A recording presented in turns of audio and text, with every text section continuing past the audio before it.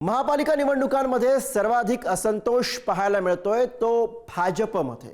गेल्या काही वर्षांमध्ये पक्षात झालेल्या इन्कमिंगमुळे निष्ठावंतांवरती अन्याय होत असल्याची भावना ही राज्यभरामध्ये दिसते आणि त्यातूनच संभाजीनगर आणि नाशिक सारख्या राड्यांच्या घटना पाहायला मिळतात। पक्षशिस्त राष्ट्रच प्रथम या भाजपच्या मूळ तत्वांनाच यामुळे तडा गेल्याचं चित्र निर्माण झालंय। बघूया। पक्षशिस्त असलेल्या भाजपामध्येच चक्क उद्रेक।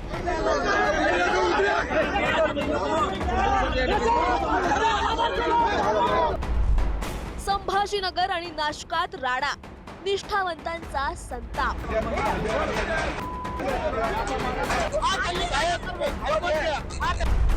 आयारामांना संधी दिल्यानं पक्षशिस्तीचे धिंडवडे।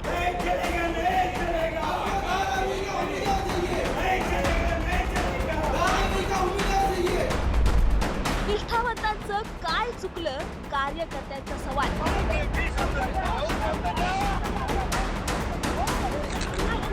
जगातील एक नंबरचा राजकीय पक्ष असलेल्या पक्षशिस्त आणि तत्वांसाठी ओळख असलेल्या भाजप कार्यकर्त्यांची ही राडेबाजी।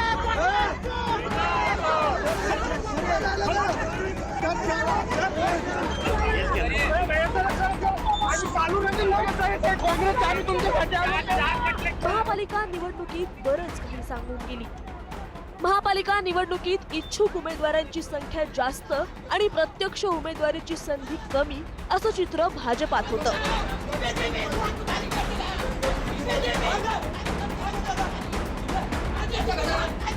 त्यातच गेल्या काही वर्षात पक्षात सातत्यानं इतर पक्षातून झालेल्या इन्कमिंगमुळे तिकीट वाटपात निष्ठावंतांच्या वाट्याला सतरंजात आल्या।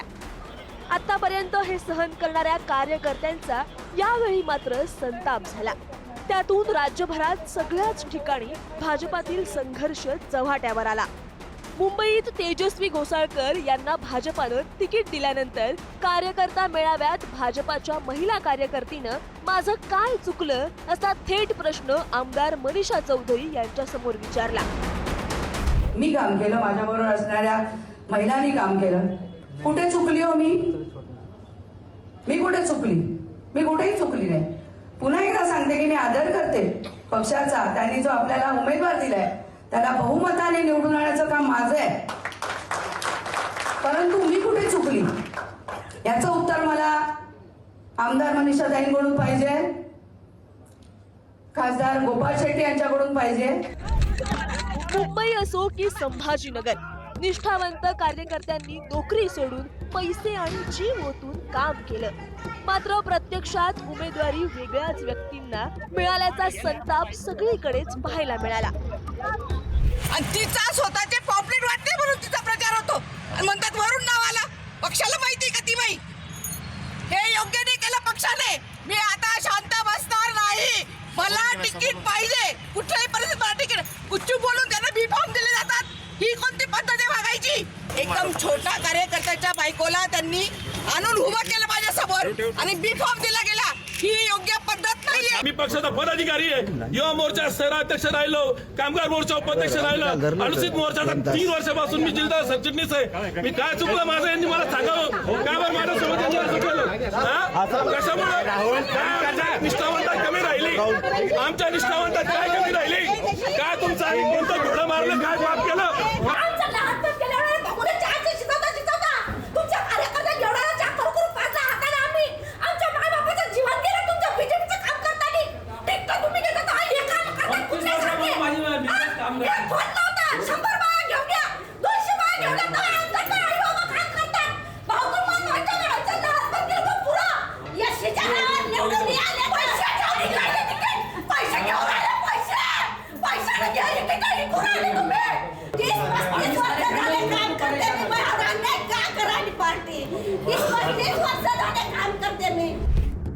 नाशकात तर निवडणुकांच्या तोंडावर इतर पक्षातील नेत्यांच्या प्रवेशाला भाजपा आमदारांचाच विरोध झाला, तरीही प्रवेश झाले।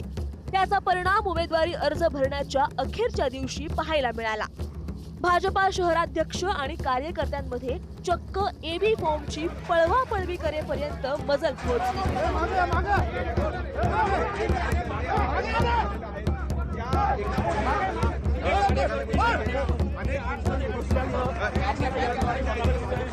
इच्छुकांची संख्या अधिक असल्यानं हे घडणारच असं सांगत नेते यावर केवळ मुलावा द्यायचा प्रयत्न करतायत. जे झालं ते अतिशय चुकीचं झालेलं मला असं वाटतंय. कारण आपल्याला माहिती आहे इथे जागा 122 आहेत. आमच्याकडे मागणारची संख्याच हजारामध्ये जवळपास होती. अनेक इच्छुक उमेदवार होते आणि त्यामुळे आज शेवटचा दिवस बी फॉर्म द्यायचा, चिन्ह द्यायचा आणि त्यामुळे अनेक लोकांना वाटलं की मलाही तिकीट पाहिजे, मलाही तिकीट पाहिजे आणि त्यामुळे या ठिकाणून बी फॉर्म देण्याचं काम सुरू होतं. त्या ठिकाणी काही 100-150 सगळे कार्यकर्ते आले आणि त्यांनी या ठिकाणी गोंधळ घातला. ही वस्तुस्थिती आहे.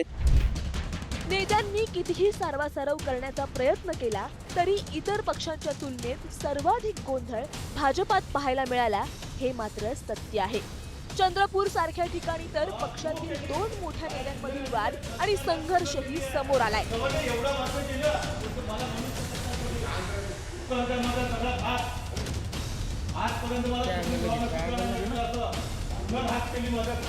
नाराजीही व्यक्त करताना सांभाळून बोलणारे, जाहीरपणे भाष्य करणं टाळणारे भाजपाचे कार्यकर्ते पहिल्यांदाच आक्रमक झालेले दिसले. इतकंच नाही तर नेत्यांच्या विरोधात त्यांनी जाहीरपणे व्यक्त केलेला रोषही पाहायला मिळाला. पार्टी विथ डिफरन्स अशी ओळख असलेल्या पक्षशिस्त आणि राष्ट्रप्रथम या तत्वांसाठी प्रसिद्ध असलेल्या भाजपाचं हे काय झालंय असा प्रश्न आता सगळ्यांना पडलाय. सर्वात मोठ्या पक्षाचं कारण देत यावर सारवासारव करणाऱ्यांनी यावर आत्मचिंतन करण्याची गरज आहे.